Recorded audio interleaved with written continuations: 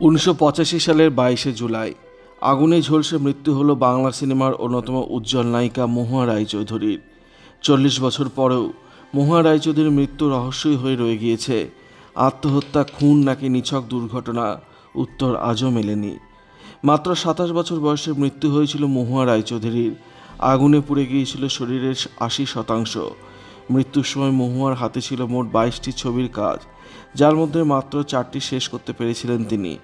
বলা হয়, ছেলে তমালের দুধ গরম করতে গিয়েছিলেন মদের নেশায় চুর মহুয়া। এর জেরেই ঘটে বিপত্তি। মহুয়ার মৃত্যুর জন্য দায়ী কে? ব্যক্তিগত জীবনে সুখ পাননি মহুয়া।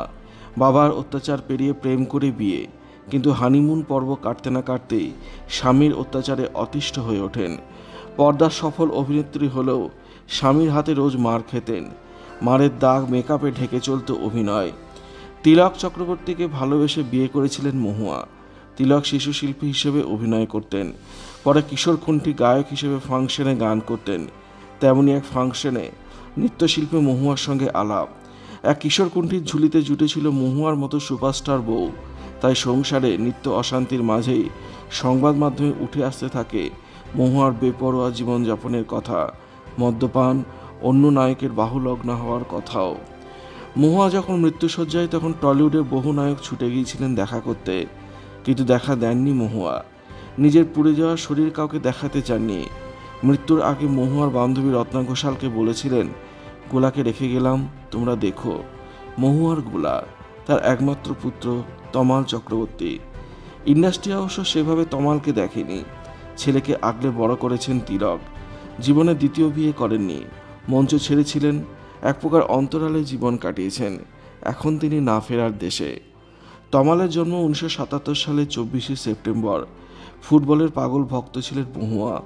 শহরে পেলের ম্যাচের দিনই ছেলের জন্ম।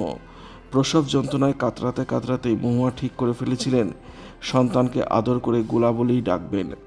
মাত্র 8 বছর বয়সে মাতৃহারা হয় গোলা। আশ্চর্যজনকভাবে মা ও ছেলের জন্ম তারিখ এক।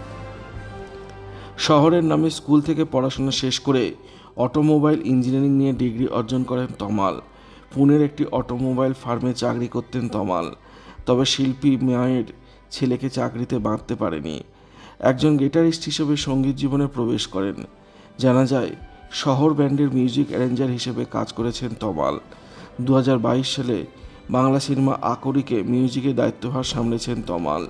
তবে মায়ের পরিচয় কোনোদিন জাহির করেন না, হয়তো বিতর্কিত প্রশ্নের সম্মুখীন হওয়ার ভয়। মায়ের যন্ত্রণাময় অভিশপ্ত জীবনের ইতিহাস ভুলে নিজের সঙ্গীতময় জীবন গড়ে তুলছেন তমাল চক্রবর্তী। মহুয়া রায়চৌধুরীর গোলা। ভিডিওটি আপনার কেমন লাগলো কমেন্টের মাধ্যমে লিখে জানাবেন।